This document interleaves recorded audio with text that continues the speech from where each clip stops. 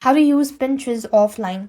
You can use Pinterest offline by downloading individual pin or entire board to your device or computer.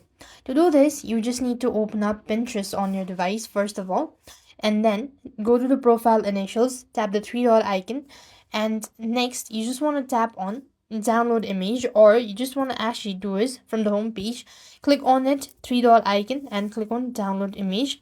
So basically this way you could access or use Pinterest offline. Now other than that, you will not be able to use any features offline. So for the creating your post as well, you have to have, or you must be connected to internet, and to explore feed as well, you need to be connected to internet. So basically there is no functionality with Pinterest without connecting to internet. So only thing that you could do is download it beforehand, and then you could scroll it in the downloaded section. Other than that, there is no way you could use Pinterest offline. And basically, this is it. I hope the video was helpful. Make sure to like, share, and subscribe. Thank you for watching. See you in the next video.